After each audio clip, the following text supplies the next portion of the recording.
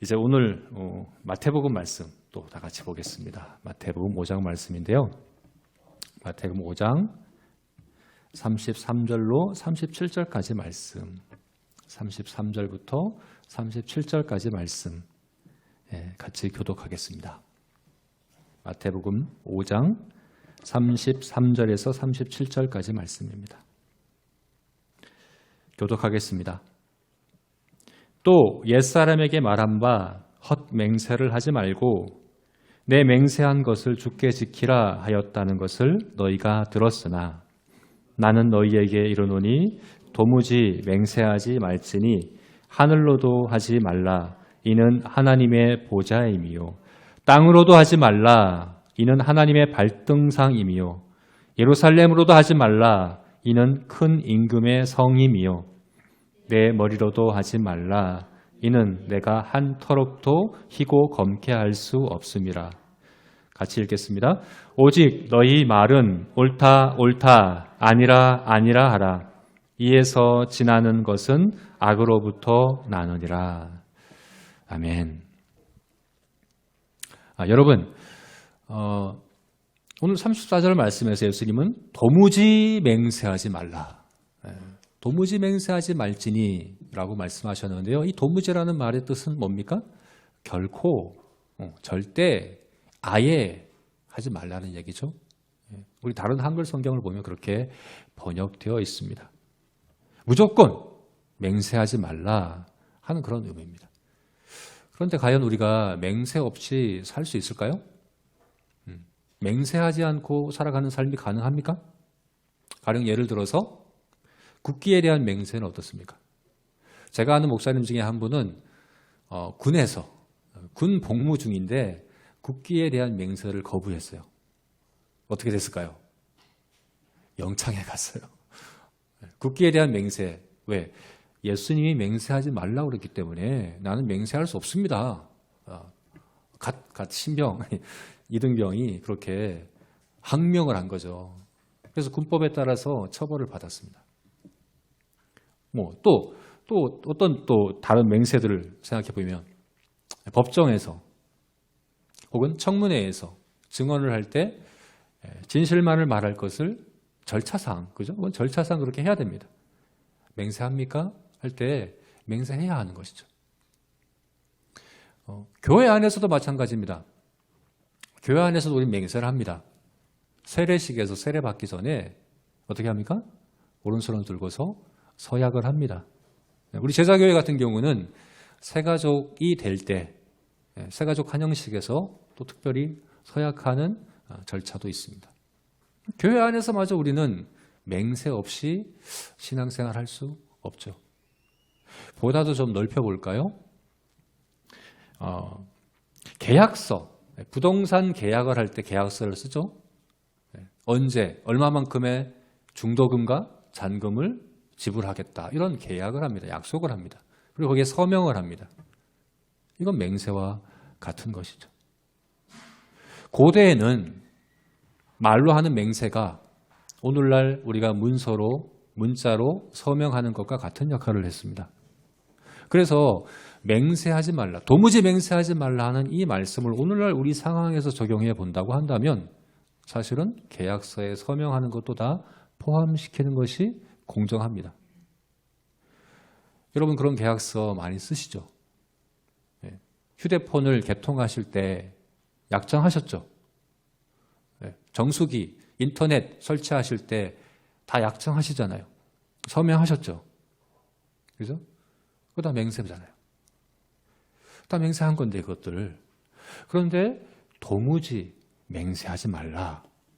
어떻게 그렇게 살 수 있을까? 이게 가능한 삶인가? 이런 질문을 우리가 해볼 수 있습니다. 심지어 이 말씀을 하신 예수님마저도 짧은 공생의 3년 동안만 보더라도 사실은 맹세하셨어요. 이 말씀을 하셨는데 절차상 맹세할 수밖에 없는 상황에 놓이셨거든요. 마태복음 26장을 보게 되면 예수님이 재판을 받습니다. 신문을 받습니다. 대제사장이 예수님께 신문하면서 이렇게 이야기합니다. 내가 너로 살아계신 하나님께 맹세하게 하노니 내가 하나님의 아들 그리스도인지 우리에게 말하라. 살아계신 하나님께 맹세하게 한다. 이것은 신문하는 과정의 절차상으로 이야기하는 거죠. 그죠? 네가 그리스도인지 말하라. 예수님께서 뭐라고 대답하셨습니까? 현대인의 성경을 보게 되면 이렇게 대답했습니다. 그렇다. 내가 분명히 너희에게 말해두지만 내가 전능하신 분의 오른편에 앉는 것과 구름을 타고 오는 것을 너희가 볼 것이다. 네. 물론 예수님은 적극적으로 이제 맹세하신 것이 아니라 절차상 그런 상황이었기 때문에 하신 것이긴 하지만 맹세하신 거죠. 그죠? 맹세하신 거라고 봐야 됩니다. 예수님뿐만이 아니에요.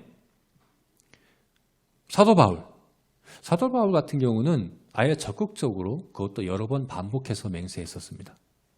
갈라디아서는 갈라디아에 있는 그 갈라디아 교회는 사도 바울의 사도성을 이제 의심했죠. 그죠? 사도성을 공격했습니다.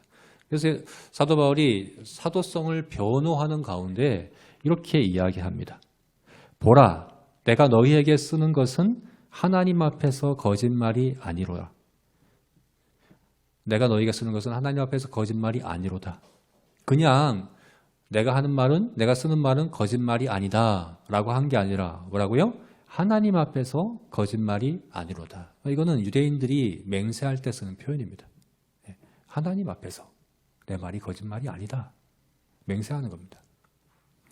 고린도후서 1장 23절에서는 내가 내 목숨을 걸고 하나님을 불러 증언하게 하노니 내가 다시 고린도에 가지 아니한 것은 너희를 아끼려 함이다. 내 목숨을 걸고 그리고 하나님을 증인으로 불러서 증언하게 한다. 내가 너희에게 가지 않은 것은 바로 너희를 위한 거다. 그냥 내가 너희에게 가지 않은 것은 너희를 위해서 그런 거야 라고 하면 될 것을 왜 이렇게 표현합니까? 믿어달라는 거죠. 맹세하며 이제 그 진실함을 강조해서 표현하고 있는 것입니다. 로마서 9장에서는 사도 바울이 자기 동족인 유대인의 구원을 자신이 정말 진심으로 원한다라고 이야기하면서 그것을 강조해서 표현하면 어떻게 이해합니까? 내가 그리스도 안에서 참말을 하고 거짓말을 아니하노라. 내 말이 정말이야, 거짓말 아니야 이렇게만 얘기한 것이 아니라 뭐라고요?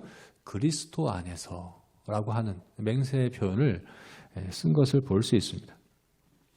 사도 바울은 거듭 맹세의 표현을 썼습니다. 그죠? 그러면 예수님은 도무지 맹세하지 말라고 하셨는데 예수님 자신도 맹세하셨고 역사상 가장 위대한 성도라고 할 수 있는 사도 바울도 거듭해서 맹세를 했다고 한다면 우리 이 말씀을 어떻게 받아들여야 되는가? 도무지 맹세하지 말라는 말씀을 우리는 어떻게 받아들이고 또 우리 삶에 적용해야 될까? 이런 의문이 당연히 들어야 되고 또 들 수 있죠. 그죠? 그래서 이 모순을 설명하고자 어떤 사람들은 어떻게 설명하는가 하면 예수님께서 지금 맹세하지 말라고 하신 것은 미래에 대한 약속, 그러니까 과거에 대한 증언은 그냥 맹세해도 되는데 우리 법정에서 증언하는 것이나 사도 바울이 내 말이 거짓말이 아니다라고 얘기하는 건 전부 다 과거에 대한 거죠. 그죠? 과거의 일에 대해서 증언할 때는 맹세의 표현 써도 되는데 미래에 대해서 약속하는 것은 맹세하지 말라는 의미로 이해해야 된다. 이렇게 설명하려는 분들도 있습니다. 정말 오늘 말씀을 보게 되면 36절 말씀을 보게 되면 정말 그런 것도 같습니다. 36절 말씀에서 내가 한 터럭도 희고 검게 할 수 없음이라. 이 머리카락 한 가닥도 내가 희고 검게 할 수 없다. 우리는 그렇게 무능력한 존재다. 미래의 일에 있어서는 앞으로 되어질 일에 있어서는 우리가 할 수 있는 것이 사실은 없다. 머리카락 하나도 우리 마음대로 할 수 없다. 그런 우리가 어떻게 미래의 일을 장담하겠냐. 맹세할 만큼 장담할 수 있는 미래가 우리에게 어디 있냐. 그러므로 도무지 맹세하지 말라라고 예수님께서 말씀하신 것이다. 이렇게 설명을 하는 것이죠. 그런데 그럴듯할 것 같은데 그렇지만 또 그것이 아닙니다. 왜냐하면 성경 전체를 우리가 넓혀서 성경 전체를 바라볼 때 맹세에 아주 중요한 의미가 있기 때문에 그래요. 맹세는 하나님과 하나님의 백성의 관계를 나타내는 아주 중요한 의미가 있습니다. 그리고 이때에는 미래에 대한 맹세의 의미입니다. 하나님께서는 우리에게 맹세하십니다. 장래에 우리를 복주시고 우리의 하나님 되시고자 언약하십니다. 맹세로 언약하십니다. 이건 미래에 대한 겁니다. 아브라함에게 땅을 주겠다. 아들을 주겠다. 하늘의 별과 같이 바다의 모래같이 주시겠다. 야곱에게, 이삭에게, 그리고 그 후손들에게 젖과 꿀이 흐르는 땅을 주겠다.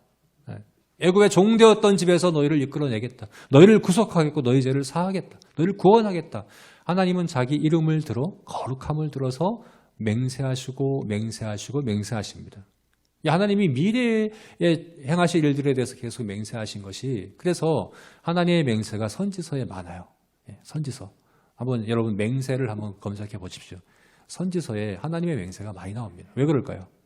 선지서는 선지자들이 하나님이 장차 하실 일들에 대해서 예언한 내용들이 많기 때문에 그래요. 하나님이 맹세하시며 장차 행하실 일들을 말씀하시는 거죠. 하나님은 자기 백성에게 맹세하십니다.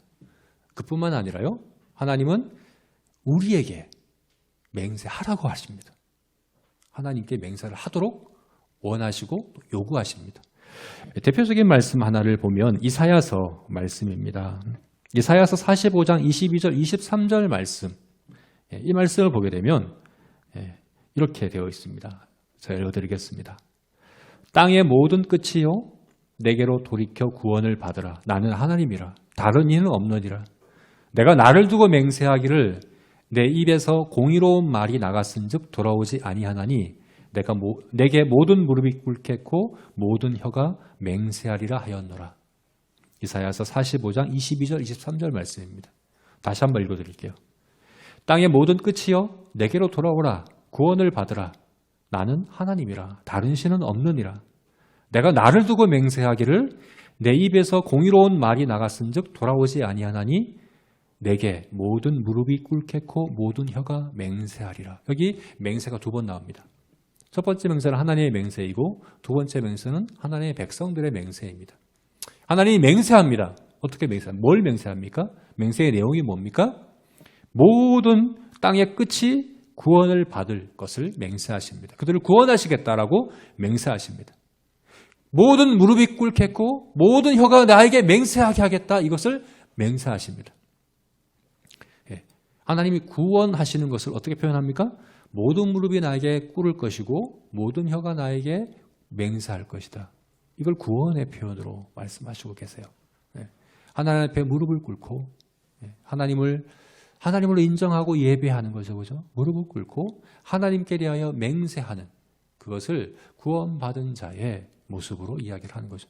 그 일을 이루시겠다고 하나님은 맹세하십니다. 그리고 그 하나님의 맹세대로 구원받은 자들은 하나님 앞에 맹세하게 될 것이다. 그래서 하나님과 하나님의 백성 사이는 맹세의 관계입니다. 하나님은 맹세하십니다. 왜 맹세하실까요? 하나님 하실 일들을 그냥 말씀하셔도 되는데 왜 맹세해서 말씀하실까요? 믿게 하려고 하는 거죠. 우리에게. 그죠? 우리의 믿음을 도우시려는 거죠. 내가 정말 이렇게 알겠다. 내 이름을 걸고 내 거룩함을 두고 나를 두고서 내가 맹세하겠다. 내가 반드시 이렇게 할 거다. 그러니 너희는 믿으라. 라고 말씀하시는 거죠. 그리고 우리에게 왜 맹세를 요구하십니까? 우리의 맹세는 바로 그 믿음의 고백인 거죠. 믿음의 다짐인 거죠. 하나님께서 맹세하신 그 일들을 반드시 될 줄로 믿겠습니다. 그것을 의지하고 그대로 순종하고 따르겠습니다. 라고 다짐하고 결심하는 것이 바로 우리의 맹세인 거죠. 그래서 우리에게 맹세를 요구하는 것이 주로 이제 신명기서에 나옵니다. 모세가 이제 유언과 같이 남긴 말씀이 신명기죠.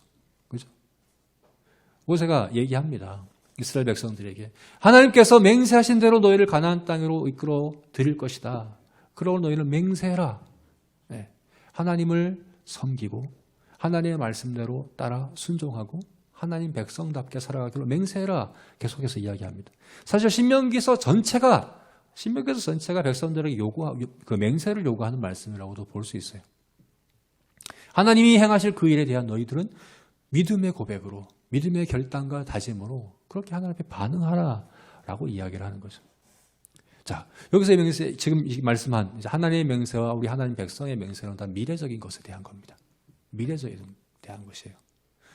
그러므로 오늘 본문 말씀에서 우리 주님께서 도무지 맹세하지 마라 하는 말씀이 과거의 증언에 대한 것은 맹세가 되지만 앞으로 미래적인 것에 대해서는 맹세하지 말라는 의미다. 이렇게 이제 이해한다고 한다면 사실은 더 큰 모순 가운데 빠지게 됩니다. 성경 전체적인 우리의 말씀을 볼 때 그런 의미일 수가 없는 거죠. 그죠? 그럼 우리는 이것을 어떻게 이해해야 됩니까? 도무지 맹세하지 마라. 이 말씀을 우리는 어떻게 이해해야 될까요? 왜 예수님은 이렇게 말씀하셨을까요? 이렇게 우리가 성경을 읽다가 성경 가운데서 성경의 다른 부분들과 좀 모순되게 보이는 말씀들이 있을 수 있어요. 이런 말씀들을 우리가 해석할 때 기억해야 될 첫 번째 원칙, 제일 중요한 원칙이 뭔가? 그것은 성경 전체의 내용과 성경 전체의 내용에 비추어서 그 말씀을 해석하고 이해해야 한다 하는 것이죠.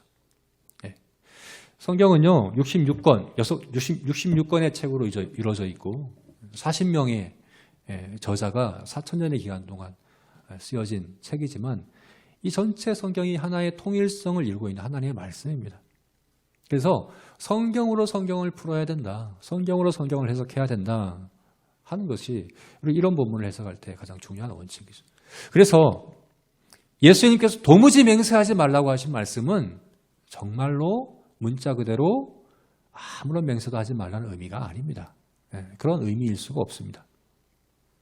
실제로 우리가요, 이 성경을 하나님 말씀으로 믿는 건요, 이걸 문자 그대로 다 받아들이는 것은 아닙니다. 우리가 지난주 봤던 말씀에도 있지 않습니까? 너희 오른눈이 범죄하거든 떼어내버려라. 너희 오른손이 범죄하거든 끊어내버려라 라고 하는 말씀 우리가 문자적으로 받아들일 수 있습니까? 그렇지 않죠. 그죠? 만약 오늘 본문에 그걸 적용한다고 한다면 거짓 맹세한 사람은 혀를 잘라버려야 되겠죠. 그죠? 혀가 범죄하게 했으니까. 이런 식으로 나가면 우리 신체 중에 남아있는 게 뭐가 있겠습니까? 다 잘라내버려야 되겠죠. 다 잘라내버린다고 우리가 죄를 범하지 않을까요? 그렇지 않거든요. 눈을 빼고 손을 자른다고 해서 가늠하지 않는 건 아니거든요.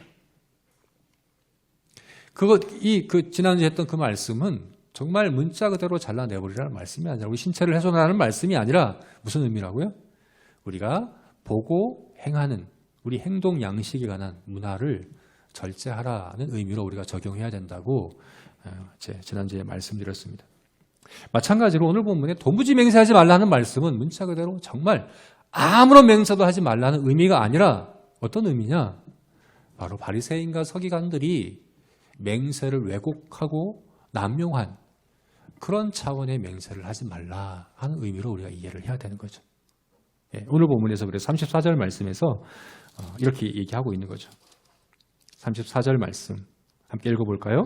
시작. 나는 너희에게 이르노니 도무지 맹세하지 말지니 하늘로도 하지 말라 이는 하나님의 보좌임이요 땅으로도 하지 말라 이는 하나님의 발등상임이요 예루살렘으로도 하지 말라 이는 큰 임금의 성임이요 내 머리로도 하지 말라 이는 내가 한 터럭도 희고 검게 할 수 없음이라. 하늘로도 하지 말고 땅으로도 하지 말고 예루살렘 성으로도 하지 말고 내 머리로도 하지 말라. 왜 이렇게 말씀하셨냐 하면 이게 바로 바리새인과 서기관들이 맹세에 대해서 왜곡하고 그릇되게 가르친 가르침이기 때문에 그것에 대해서 지금 콕 집어서 말씀하고 계신 것입니다. 마태복음 23장을 보게 되면요, 예수님께서 바리새인과 서기관들을 책망하시는 가운데 그들의 그릇된 맹세에 대한 그릇된 가르침도 책망하십니다. 마태복음 26장 말씀을 보게 되면요, 어떻게 말씀하십니까?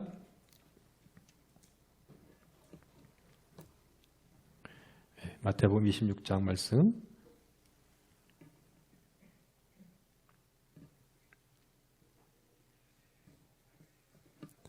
네, 제가 읽어드릴게요. 화했을진저 눈먼 인도자여 너희가 말하되 누구든지 성전으로 맹세하면 아무 일 없거니와 성전에 금으로 맹세하면 지킬지라 하는도다. 어리석은 맹인들아 어느 것이 크냐?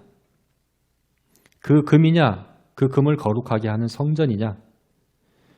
너희가 또 이르되 누구든지 제단으로 맹세하면 아무 일 없거니와 그 위에 있는 예물로 맹세하면 지킬지라 하는도다. 맹인들이요. 어느 것이 크냐? 그 예물이냐 그 예물을 거룩하게 하는 제단이냐? 그러므로 제단으로 맹세하는 자는 제단과 그 위에 있는 모든 것으로 맹세하며 또 성전으로 맹세하는 자는 성전과 그 안에 계신 이로 맹세함이로다. 또 하늘로 맹세하는 자는 하나님의 보좌와 그 위에 앉으신 이로 맹세함이로다. 예수님께서 바리새인과 서기관들을 책망하시는 가운데 특별히 그들의 맹세의 관례, 맹세에 대한 가르침을 이렇게 콕 집어서 책망하신 거죠. 그들이 맹세에 대해서 어떻게 가르친 겁니까? 그들은 맹세를 하되 이 맹세를 그대로 지키지 않아도 되는 맹세와 반드시 지켜야 되는 맹세를 구분했어요. 어떻게 구분했습니까? 여기 나와 있는 대로 성전으로 맹세한 것은 안 지켜도 돼. 그러나 성전의 금으로 맹세한 것은 지켜야 돼. 이렇게. 제단으로 맹세한 것은 안 지켜도 되고 제단 위에 예물로 맹세한 것은 반드시 지켜야 돼. 이런 식으로 구분을 한 거예요. 또 어떤 경우는 이렇게도 했다고 그래요. 예루살렘 성을 마주보고 맹세한 것은 지켜야 되고 등지고서 맹세한 건 안 지켜도 돼. 이렇게 구분을 한 거예요. 지켜야 되는 맹세와 지키지 않아도 되는 맹세를 이렇게 아주 세분해서 구분하고 한 거예요. 왜 이렇게 했을까요? 왜? 자기들이 인간적인 차원에서 지킬 수 있도록 율법의 수준을 아예 낮춰버린 거죠. 원래 율법은 모세에게 주신 모세의 율법, 시내산에 주신 십계명, 그게 율법의 시작이 아니에요. 율법은 하나님께서 인간을 창조하실 때 그 마음에 두신 율법, 도적법이라고 하죠. 인간의 본성에 해당하는 하나님의 형상, 그걸 사람의 심령 가운데 주신 그것이 바로 율법입니다. 그래서 모세 율법을 받지 않은 한 번도 성경을 읽어보지 않은 모든 사람들도 사실은 그 마음 안에 율법이 있습니다. 이 율법은 인간적인 차원의 것이 아니에요. 우리 전 인격을 다해서 그리고 온 삶을 다해서 온 영혼을 다해서 다 지켜 행해야 될 하나님 수준의 것입니다. 타락한 우리들은 지킬 수 없는 거죠. 율법은. 그죠? 율법은 처음 우리를 창조하셨을 때 상태를 나타내 주는 것이고 우리가 장차 천국에 갔을 때에 완성된 우리의 모습을 보여주는 것이라고 말씀드린 이유가 바로 그겁니다. 그런데 이것을 지킬 수 없으니까 바리새인들은 인간이 지킬 수 있는 수준을 낮춰버립니다. 외적 행위로만 우리 마음과 생각은 괜찮아. 이것은 상관없어. 다만 우리 외적 행위로만 지키면 돼. 그리고 지킬 수 있는 수준으로 최대한 낮춰가지고 그래 이것은 반드시 지켜야 되는 맹세고 이것은 안 지켜야 되는 맹세야 라고 이렇게 구분하기 시작하는 거예요. 여러분 이렇게 될 때 바리새인들은 서기관들은 원래 하나님께서 우리에게 주신 그 맹세의 의미를 아주 크게 왜곡한 거죠. 앞에서 말씀드린 대로 맹세는 하나님과 하나님의 백성의 관계를 나타내는 겁니다. 하나님은 우리를 향하여 맹세하시고 또 우리에게 맹세를 요구하십니다. 이것은 하나님에 대한 믿음의 고백이고 믿음의 다짐입니다. 그런데 바리새인들은 이것을 거꾸로 하나님에 대한 믿음의 고백으로서의 맹세가 아니라 내가 충분히 지킬 수 있다. 난 이것을 지킴으로 난 의로운 자다. 자신의 의로움과 자신의 행위를 자랑하고 주장하는 근거로서 이 맹세를 이용한 거죠. 그죠? 정반대로 이용을 한 것이에요. 하나님을 의지하고 하나님께 대한 믿음을 고백해야 될 맹세를 자신을 드러내고 자신의 의로움을 나타내는 것으로 사용하는 것. 그게 바로 예수님께서 오늘 본문에서 도무지 맹세하지 말라 하신, 금지하신 바로 그 맹세라는 말입니다. 그래서 바리새인들의 맹세는요, 하늘로도 땅으로도 예루살렘 성으로도 내 머리로 맹세하는 것은 안 지켜도 돼. 왜? 이건 하나님을 하는 맹세가 아니니까. 근데 예수님 어떻게 말씀하세요? 아니다. 하늘은 하나님의 보좌고 땅은 하나님의 발등상이고 예루살렘 성은 하나님의 성이고 네 머리카락, 네 머리, 네 생명까지도 다 하나님께서 주관하시고 다 하나님의 손에 붙들린 것이다. 다 하나님의 것이다. 어디에도 하나님이 안 계신 것이 없다라고 말씀하고 계신 거죠.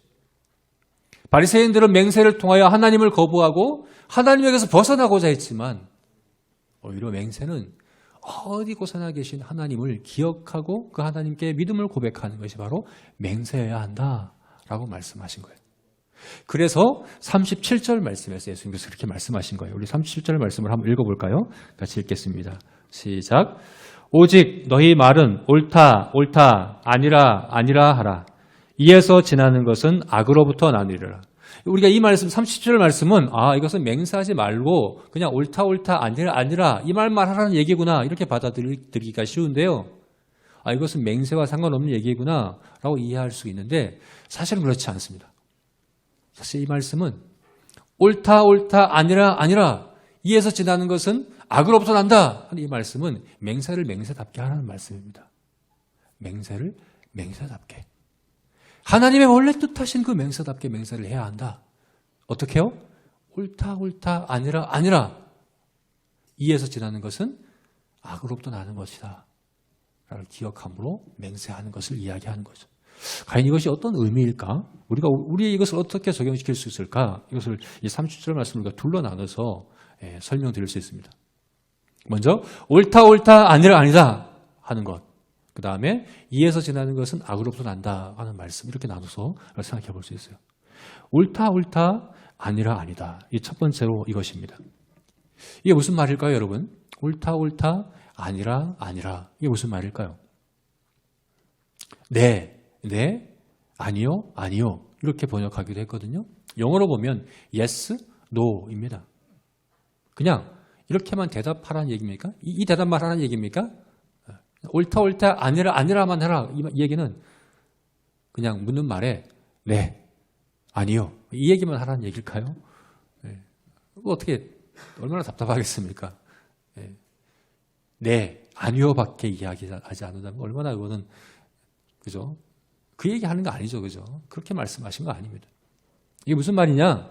옳은 것은 옳다고 이야기하고 아닌 것은 아니라고 이야기하라는 얘기입니다.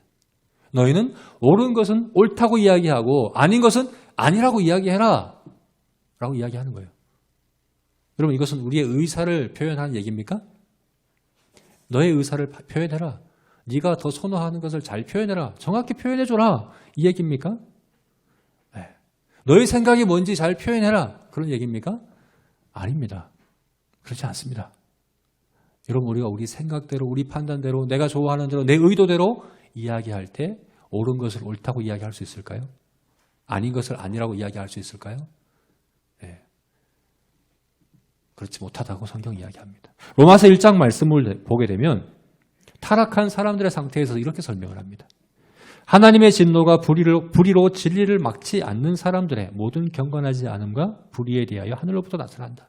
하나님의 진노가 불의로 진리를 막는 사람들. 이게 바로 하나님을 떠난 타락한 사람들의 상태다. 또한 이는 그들이 하나님의 진리를 거짓 것으로 받고 피조물을 조물주보다 더 경배하고 섬김이라. 진리를 거짓 것으로 바꿔버렸다. 옳은 것을 아니라고 이야기하고 아닌 것을 옳다고 이야기하는 상태. 그게 바로 하나님을 떠난 타락한 사람의 상태다라고 이야기를 하는 것이죠. 하나님을 떠날 때 우리는 진리에서 멀어집니다. 하나님 없이 우리는 옳은 것을 옳다 이야기할 수 없습니다.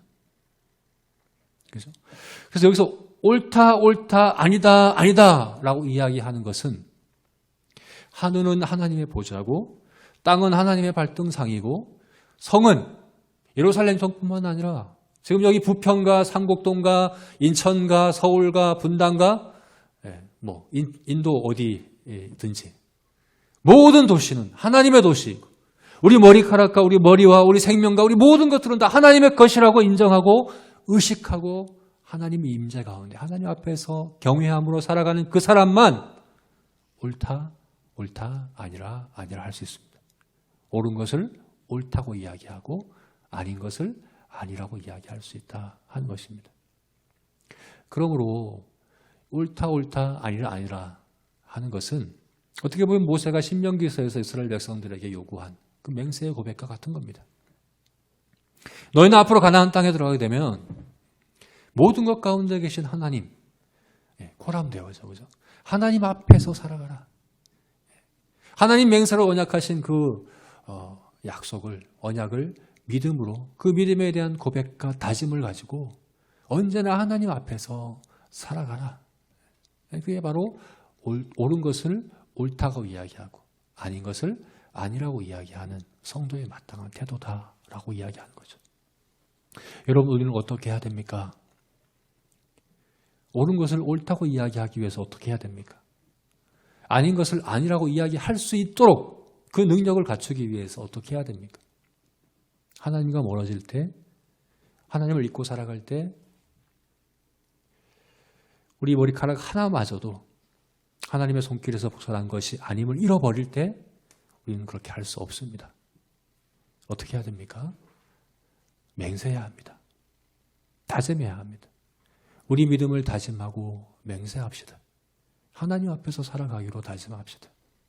모든 것 가운데 계신 하나님의 인재를 기억하고 하나님이 나를 바라보시는 하나님의 시선과 하나님의 마음과 하나님의 뜻을 기억하며 나에게 맹세하신 그 맹세하심에 대하여 나도 맹세함으로 나의 믿음을 다짐하여 그렇게 살아가는 삶. 이게 바로 성도의 의로운 삶이다라고 얘기하는 거죠. 이게 바로 우리가 해야 될 맹세입니다.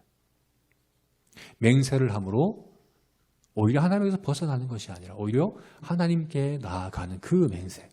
그게 바로 우리가 해야 될 맹세인 것입니다. 두 번째로 예수님께서 뭐라고 말씀하십니까? 이에서 지나는 것은 악으로부터 나느니라.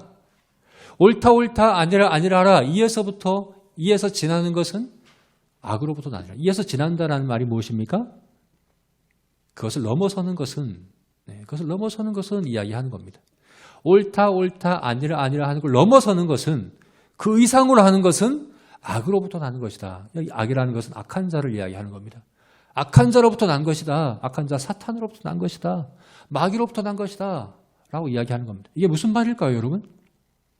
네, 우리가 맹세하는 말, 우리 말을 원래의 기능과 목적 그 이상으로 사용하려고 할 때는 그것은 바로 악한 자로부터 비롯된 것이다 라는 의미입니다. 이게 무슨 말인가? 이렇게 질문해 보면 우리가 쉽게 와닿습니다. 여러분들은 사람들로부터 신뢰를 얻으려고 할 때 말로 합니까? 행동으로 합니까? 여러분들은 사람들의 신뢰를 여러분들의 말로 얻습니까? 여러분들의 삶의 모습으로 얻습니까? 말로써 신뢰를 끄집어내려고 한다는 것은 악한 자로부터 난 것이다 라고 말씀하는 겁니다. 말의 기능은 그게 아니에요. 왜 사람들이 거짓 맹세를 합니까? 왜 헛 맹세를 합니까? 왜 거짓말을 해서라도 맹세까지 해서 사람들에게 이야기합니까? 믿게 하려고. 그죠? 신뢰를 끄집어내려고 하는 겁니다. 여러분, 그게 사탄이 하는 짓입니다. 여러분, 아무리 악하고 부패한 사람이라도 사탄을 그 인품을 보고서, 인격을 보고서, 사탄의 그 삶의 모습을 보고서 사탄을 신뢰하지는 않습니다. 사탄에게 우리가 왜 유혹되고 사탄의 말을 믿게 됩니까? 그 말을 보고서 그런 거죠. 사탄은 처음 하와에게 했던 것처럼 그 말로써 신뢰를 끄집어내려고 하는 거죠. 그죠? 신뢰를 나타내려고 하는 거죠. 자기의 존재를 말로써 다 표현하려고 하는 것이 바로 사탄인 거죠. 우리가 말을 그렇게 사용하고자 한다면 내가 말로써 나의 신뢰를 얻으려고 한다고 한다면 그것은 악한 것입니다. 어떻게 해야 됩니까? 삶으로 해야 됩니다. 말은 그 기능이 아니에요. 말은 우리가 하나님께 대하여 우리의 믿음을 고백하고 다짐하는 기능이에요. 그리고 그 믿음을 증명하는 것은 우리의 말이 아니라 우리 삶이어야 합니다. 그까지 여기서 지나면 안 됩니다. 그까지 말은 그까지. 그 이후에는 삶으로 보여야 합니다. 내가 정말 하나님의 임재 안에 살아가고 있고 하나님을 경외함으로 살아가고 있고 하나님에 대한 믿음을 다짐하고 고백하고 그 믿음을 지키고자 살아가고 있다는 것을 여러분의 삶의 모습으로 드러내고 나타내야 한다는 것입니다. 그게 바로 하나님께서 우리에게 요구하시는 삶이고 또 맹세입니다. 하나님은 우리에게 맹세하시고 또 우리에게 맹세하게 하신 이유가 그게 바로 우리의 믿음과 우리의 영적인, 인격적인 성장을 이루는 방법이기 때문에 그래요. 우리는 어떻게 자랍니까? 바른 맹세를 하고 바른 믿음의 고백을 하고 그 고백대로 살아가도록 노력함으로 애씀으로 점점 자라가는 것이 우리들의 영적 성장을 이루는 하나님의 방법입니다. 그러므로 바른 믿음을 고백하십시오. 옳다 옳다 아니라 바르게 고백할 수 있어야 됩니다. 그리고 거기에서만 그치는 것이 아니라 그냥 말로만 번지르하게 말로만 모든 것을 다 해결하려고 하고 말로만 사람들로부터 신뢰를 얻으려고 하는 거짓 맹세하는 사람이 되지 마시고 말한 것은 끝까지 그리고 그 말을 실제 삶에서 행함으로 증명해내는 그런 서기관과 바리새인보다 더 나은 의의를 그렇게 나타내는 그렇게 살아내는 우리 모든 제자교회 성도들이 되었으면 좋겠습니다. 말씀을 맺겠습니다. 옳은 것을 옳다고 말하고 아닌 것을 아니라고 말할 수 있는 고람되어 하나님 앞에서 하나님 임재 가운데 살아가기로 다짐합시다. 고백합시다. 그런 맹세로 우리가 옳다 아니다 이야기할 수 있는 우리가 됩시다. 그러나 그것을 구체적으로 증명하는 삶이 따라야 합니다. 바리새인들은 말은 누구보다 잘했어요. 그죠? 그러나 실제 삶에서는 그렇지 않다라고 예수님께서 책망하셨습니다. 여러분의 말과 삶이